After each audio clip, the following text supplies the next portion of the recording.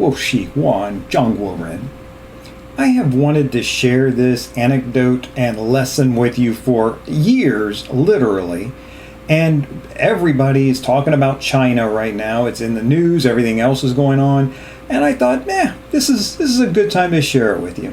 Hi, this is Larry Kaye with ShadowAnyone.com and the creator of the Investigator's Ultimate Guide series, which is premium private investigator training from someone who's been there and done that. The been there, done that coming into play again this week, partially to teach a lesson about private investigations, but a lot because I've been there and done that. In this case, I want to talk about a time that I was traveling in China. I backpacked across China back in the early 90s, or well over 25 years ago now. So the culture and the things that I saw probably have changed a little to a lot between then and now. But there was this experience I had meeting a young Chinese girl, and I mean, when I say, now this comes from an old guy's perspective, young Chinese girl, maybe 20 years old, back when I was barely older than that myself. But I learned something very interesting from her. Now, I had spoken with her and her boss, and this was in southern China, and I had bought actually a t-shirt as well, and the t-shirt had some Chinese writing on it in the traditional Chinese characters, and I had asked her, what does this mean? What does this say? And she said, I can't explain it. I can't translate it for you. I don't know those English words. She said, my boss would be able to tell you. Now, I had spoken with her and her boss over the last couple days, and I said, well, no. I said, I've spoken to him in English, and back then when I would travel, everybody wanted to practice their English, just as I was partially there to practice my Mandarin. But she said, no, he knows English much better than me. And I told her, no, I've spoken to both of you. You speak much, much better English than him. And she said something to me that has stuck to me to this very day, that will probably stick with me for the rest of my life. She said, he knows more English words, but my pronunciation is better.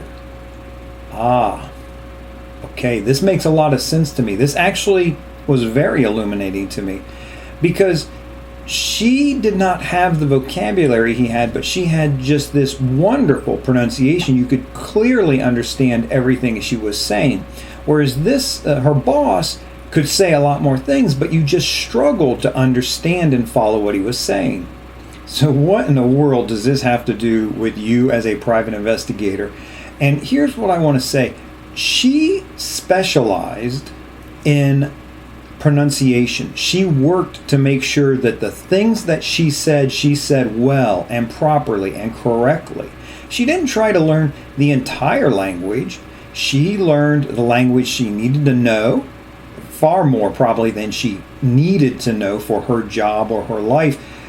But what she did know, the relatively little she knew really, really well. Now, here was her boss who spoke many more words of English and understood English much better, probably could write English better, but it was just, he came across as not as proficient as her.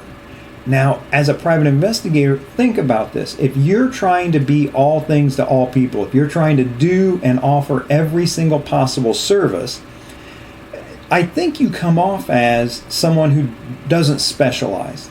The problem comes in the sales side, the marketing side, when someone's looking for a private investigator.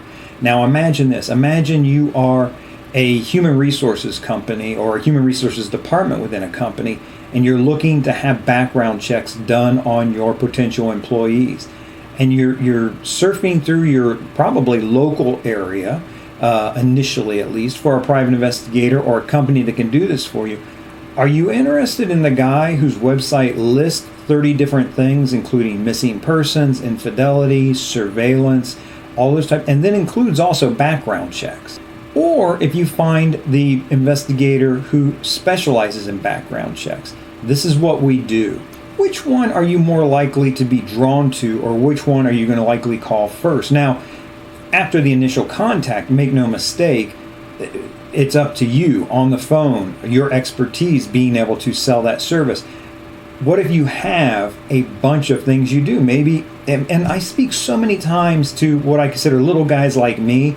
When I did this for 9 years, owning and running my own agency, paying the mortgage and the cars and the groceries and the whole 9 yards, it was a struggle, especially at first. Oh, especially at first, until you get that base set of clients that use you over and over again. And for me, that became law firms largely. But until you get established, you're struggling, and you're kind of doing a little bit of everything. You're doing surveillance, you're doing background checks, you're doing skip tracing, missing persons, that type of thing. And if you haven't started doing process serving to try to help, at least help make ends meet, that's something that really brought me into that next level, because it introduced me to law firms and brought me in with them. But when you're trying to do a little of everything, you're afraid, your concern is, if I don't say that I do missing persons, they're not going to hire me, they're not even going to call me for that. So what's the solution to this? I think it's varied. First of all, if you're going to, don't do services, don't offer to cover cases that you're not able to do well. If you struggle with that, you still need it, then work with another agency and say, hey, what can I do with you as far as subcontracting, or if I want to bring you on, or a referral fee or something like that, so that you can accept those cases and make a little bit of money and at least have a relationship begin with a client, if it's a client you want to have a long-term relationship with. But how about this? What if you had different web pages up specializing in different things that you want to sell? So if you are in Dallas and you want to do pre-employment screening, maybe you want to have DallasPreemploymentScreening.com or something like that as one of your websites. And it's maybe just a landing page with some information, some good information for the client, contact, a free report, maybe to collect emails or to generate a phone call. And again, when it comes to marketing, you want to have one thing you want them to do when they land on that webpage. Maybe the goal of that webpage is to get them to call you. Maybe it's to put their email address in, whatever it is, and explore your marketing. I have a book, How to Make Money as a Private Investigator. I talk all about these things, but your webpage, when they land there, should serve one purpose, and everything on there should guide towards that one purpose while serving the potential customer. But if they just go to Joe's Texas Investigative Services and usedmufflerrepair.com or whatever your agency is, they're going to be overwhelmed or find a bunch of different things or different tabs. But when they find this preemploymentscreening.com type site, that's going to appeal to them and be very clear to them that you do what they need done and the next step they need to take. Have another page for infidelity or cheating hearts. Have another page for skip tracing or missing persons. Whatever your specialties are. And I'm not saying set up 30 of these pages or 10 of these pages, but maybe you want to have your main website where you kind of have your presence and as a credibility thing. And then pick what's your number one specialty, or what's the one or two things that are profitable for you that you really like to do, that you want to do, or that's your target market. And set up a website on the side that talks about that. It can lead back to your other webpage, your main webpage, that type of thing. Maybe your About tab brings you back there. There's a lot of subtleties and little things that I can't begin to express here and now. But the thing I'm talking about is specializing and being, when they look at you, be it a brochure, be it a website, be it social media, whatever it is, that they understand you're the guy or gal who can solve their problem.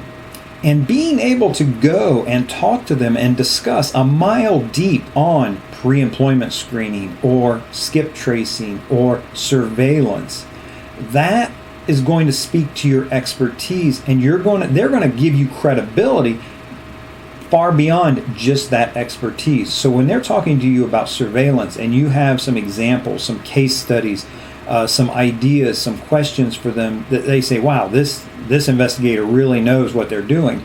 It's going to be like when I spoke to that young Chinese girl and I just felt like, wow, her English is remarkable. It's because the things that she said really, really well. you can get this same kind of what I might call a halo effect, where they just presume that you're a very good investigator because you're very good at the specialty they're looking at. This is a generations old piece of wisdom that if you're not thought about, then you could be talking yourself out of it. You could be scaring yourself that I might miss a client who wants skip tracing if I focus on pre-employment. And the fact of the matter is, you would much rather pick up a bunch of work as a pre-employment screening specialist than a little bit here and a little bit there from these other categories. Likewise, maybe you want to do a lot of surveillance. And if you got a chunk of the surveillance work that people were looking to have done, that would probably make you more money than just doing a little bit of skip tracing, a little bit of pre-employment screening, and a little bit of this and that. Those other things can be icing on the cake and great revenue in the end. Just for me, like process serving that was nice to have that reoccurring revenue that I knew every month I'd have, so many services of process that I could kind of count on that money coming in. But those law firms that it brought me and the money I made regularly from those law firms really kept the ship afloat. And then the other things, maybe a cheating heart case, which I didn't enjoy very much at all, but I did. Those were like icing on the cake to get a little $300 or $500 case on the side. Well, that can make the real difference at the end of the month, can't it? So please consider what your specialty probably is. Answer these questions for yourself. What is your specialty? What are you really good at? What do you like doing? What kind of client would you like working for you? See, answering those questions will really guide you quite a bit. And when you do, you'll have a better idea of the next step to take in your marketing, or what to put up on your website, or what to post on social media. And this will all lead to more clients, more money, hopefully that good repeat business that we all need to stay in business. If you have any questions or comments, please feel free to drop them in or send me an email. In the meantime, this is Larry Kaye saying do the right thing, even if it's the hard thing. Throw on just a little bonus thing for you here of some photos that I took when I was traveling in China.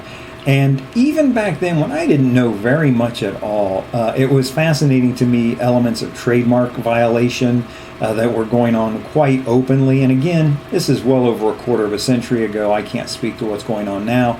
And this one here, Mickey Mouse Cafe, I would almost give a pass to, in a sense, from having a parody type thing. That certainly might be something that would hold water in the U.S. legal system, I suppose.